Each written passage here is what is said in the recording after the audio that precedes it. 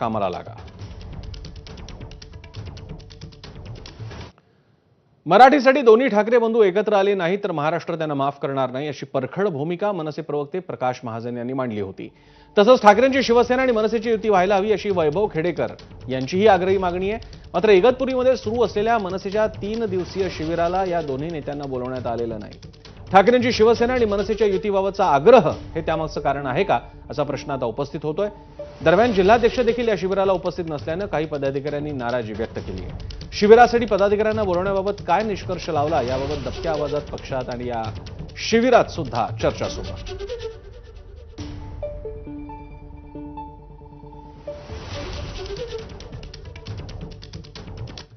दरम्यान प्रकाश महाजन यांनी एबीपी माझाशी बोलताना ते प्रचंड भावुक झाले होते। मी देव बदलणार नाही पण देवानं बोलवल्याशिवाय मंदिरात जाणारही नाही असं ते म्हणाले। त्यांच्याशी बातचीत केली प्रतिनिधी कृष्णा केंडे यांनी। मनसेचं नाशिकच्या इगतपुरीमध्ये शिबिर सुरू आहे। पक्षाच्या मुख्य कार्यकर्त्यांना आणि काही प्रवक्त्यांना त्या ठिकाणी बोलवण्यात आलंय। मात्र तिथे एक व्यक्ती दिसत नाहीयेत आणि त्याची चर्चा आहे ते म्हणजे प्रकाश महाजन। प्रकाश महाजन आपल्यासोबत आहेत। तुम्ही नाही आहेत शिबिरात, तुम्हाला बोलवलं नाहीये की तुम्ही गेले नाही आहेत? एक तर असं आहे की पक्षाच्या निष्कर्षामध्ये प्रवक्त्याला बोलावलं नाही, त्याच्यामुळं मला त्याचं निमंत्रण नाही। घरच्या लोकांसमोर तोंड नाही राहिलं, सगळ्या जगाला माहिती आज शिबिर आहे मीच नाही। ठीक आहे, मला काही फार बोलायचं नाही या विषयावर। नाराज आहे तुम्ही? मी इतर कोणावर नाराज आहे, मी माझ्यावरच नाराज आहे। ठीक आहे, प्रत्येक महाराष्ट्र सैनिकाला अभिमान वाटेल, गर्व वाटेल असंच मी प्रवक्ता म्हणून काम केले। भविष्यात ते अभिमानानं म्हणतील की प्रकाश महाजन नावाचा कोणीतरी एक प्रवक्ता आमच्याकडे झाला म्हणजे मी एक ठरवलंय आता, मी देव बदलणार नाही पण देवानं बोलल्याशिवाय देवाला सुद्धा जाणार नाही आता। बर याच्यापेक्षा मी जास्त बोलू नाही शकत। काय भोवलं तुम्हाला? गेल्या काही दिवसातलं राणेंचं प्रकरण भोवलं की 2 भावांना एकत्र जर आले नाही तर महाराष्ट्र त्यांना माफ करणार, ही वक्तव्य भोवली तुम्हाला? राणेने जो माझ्यावर हल्ला केला शाब्दिक, त्या सगळ्या प्रकरणात कुणीही पक्षाच्या वरिष्ठ नेत्यांनी जाहीरपणे माझी बाजू घेतली नाही। माझ्या परिवाराला ज्या पद्धतीच्या धमक्या फोन येत होते, माझा परिवार प्रचंड अस्वस्थ झाला। एक तर मी नारायण राणे साहेबांची जाऊन माफी मागणे किंवा त्याच्या विरुद्ध लढाईला उभं राहणे, मी माझ्या दुसऱ्या पर्यायाला निवडलं। मी माझ्या कुटुंबासाठी केलं। दुर्दैवानं पक्षातला कुणीही ज्येष्ठ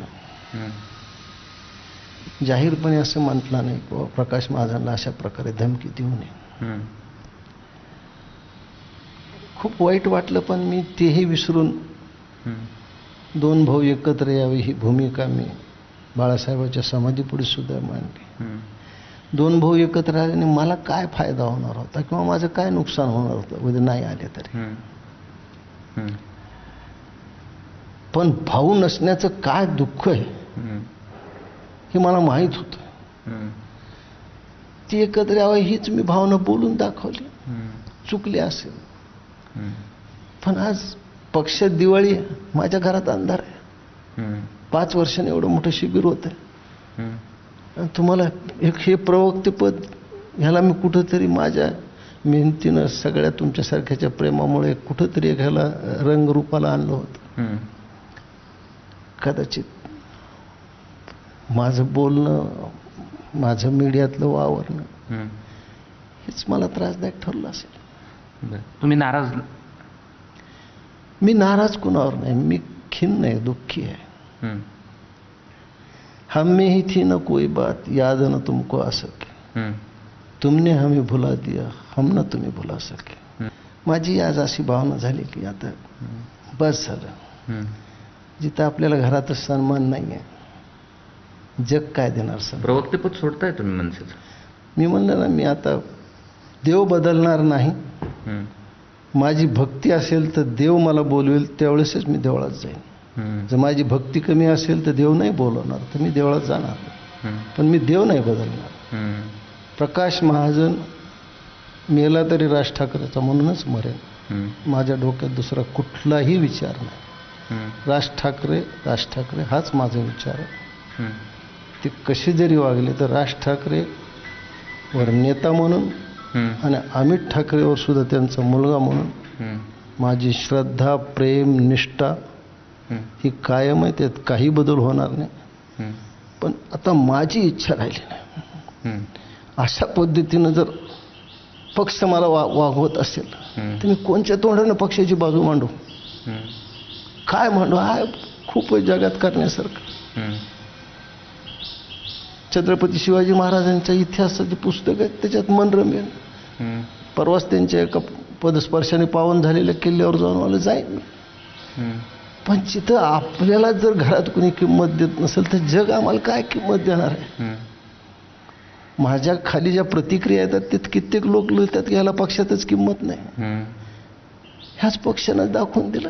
कुठला क्रायटेरिया प्रवक्त्यांना बोलावलं नाही? हं. असं काय आम्ही तिथे येऊन तुमचं हे केलं असतं? हं. विदर्भापासून कोकणापर्यंत हं.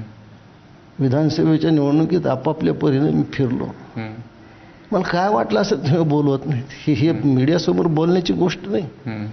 या गोष्टी मी वरिष्ठासमोर कित्येकदा बोलून दाखवल्यात. माझ्याकडे तसे पुरावे आहेत. हं. कुणी त्यात लक्ष दिलं नाही. हं. दुर्दैवानं माझी बाजू मांडणारा साहेबापुढे कुणीच नाही. हं. नसलेले आरोप माझ्यावर टाकलेले जातात, हं. ज्याचे माझ्याशी काही संबंधच नाही. हं. मी खूप अस्वस्थ गेली 3-4 दिवस झाले. हं. येथे एक छोटासा ब्रेक नंतर अन्य बातम्या पाहत रहा एबीपी माझा.